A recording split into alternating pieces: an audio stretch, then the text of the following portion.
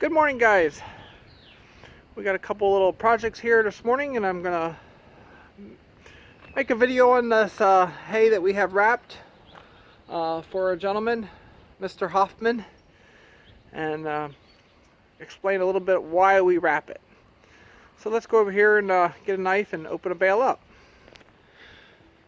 So some of you might know that when you're baling hay and the weather's not in your favor and the conditions are just not there, what do? Well, this is not haylage. This is dry hay that was not quite dry maybe. And what this allows us here by wrapping to give us some options. I'm going to go ahead and open one of these bales up. Mr. Hoffman, he asked, how does this work and does it hold up?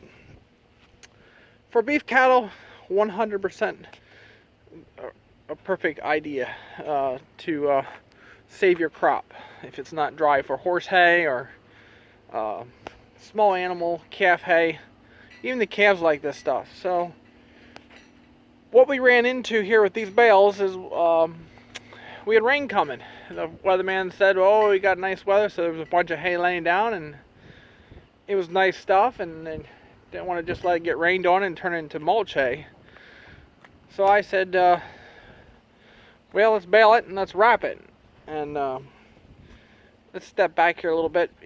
My buildings and stuff are used for tobacco, so I use a lot of my buildings for inventory on tobacco. So I can't just put a lot of hay in the barns or justify building a barn just for hay at the moment. So I'm going to open this bale up and show you what it's like. And the reason why we did it was so we could let it sit outside and store it for 2018 to feed. And yeah, it comes with a price tag. It's between if you do it yourself and get the plastic, it comes out to about $3.50 a bale, roughly. If you pay someone to do it, you could get up to $7.50 to $10 a bale. Now, if you're doing 1,000 bales, you can see what the money is going to cost you. And pretty soon it gets pretty cheap, and then you think, or pretty expensive, and you're like, well, I should put a building up. But in a building, you cannot put high moisture hay in if it's not perfect, because you won't own your building no more. It'll be burnt up. So I'm going to jump in the skid loader here and grab the knife and slice this bale open. And then we'll cut the strings and show you what it looks like inside. Another good thing is to do when you make these bales, try to set them on a stone bed. They were sitting in a little bit of a bad area, and they can take on some water. So I'm going to snap this open here, and then I'll show you what it looks like here. 4 cuts on the sides, 1 on the top, and then just lay it over. Okay, got the strings off here. I kind of just did it on my own here, just so you could see. Would I feed this to horses? Maybe, maybe not. It's a nice color. It was baled dry. Has a good smell.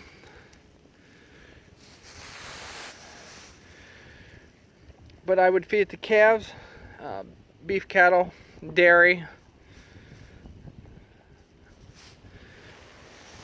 Just kind of go through the bale here a little bit. You can see the color is still there, almost like dry hay.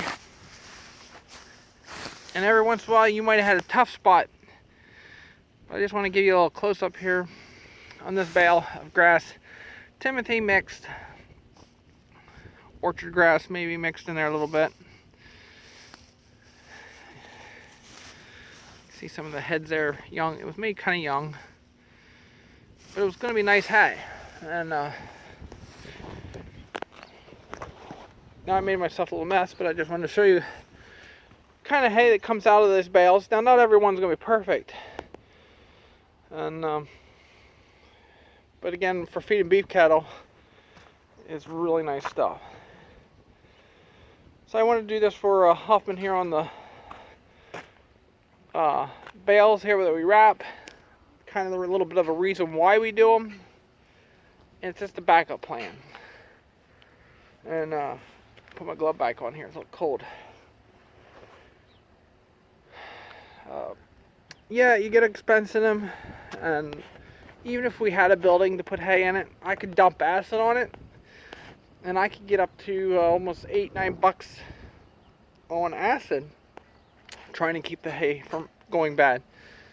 And that's not a good management practice, but with weather, you got to make the best decisions, and you can let it go, have it all raked up, and they're calling for perfect 3 days of weather, and all of a sudden rain's coming. So you rake it up, and the sun's bright, and you get alert on the radio saying a thunderstorm's coming through. Chance of 1 to 2 inches of rain. You're like, what? So then all of a sudden you got to make decisions, and it's already raked up. And there's a couple videos there where we're baling and picking bales up. It's pouring down raining, and we brought them over here and we wrapped them, and that's what we have right here. So does it work every time? Maybe not, but again, it gives you an option to save your crop. So that did not have rain on it. It had rain on the outside of the bale, but we went in through and baled it up quick, and moisture was pulling a little on the high side. I did not put acid on it because I knew I was going to wrap it. If I would have put acid on it, it would probably have been okay. But either way, you're going to have 2 costs, but then I would have to find a barn to put them in. So I hope this makes sense here on the wrapped hay. Next, I'm going to back the big baler out, get the corn fodder bale out, and get ready to service it, and so we're ready to go, instead of not having things ready to go. So I hope you enjoyed this video for the morning on wrapped hay, the reasons why we do it, and just gives us different options. So as always, leave your comments, suggestions. Have a great morning. Thanks to Mr. Hoffman for inquiring on why and does it work and what's the quality. So I just wanted to show you. And the camera doesn't do it justice. There's some green there yet. It looks nice. So we'll talk to you guys later here. Next video, I'm going to pull the baler out, and I'm going to show you how to remove a corn fodder bale. It's not like hay. It's tough. Corn fodder is very abrasive, and makes it a little bit of a harder job to get them out. So keep watching for that video. This one's going to go up now. Talk to you later.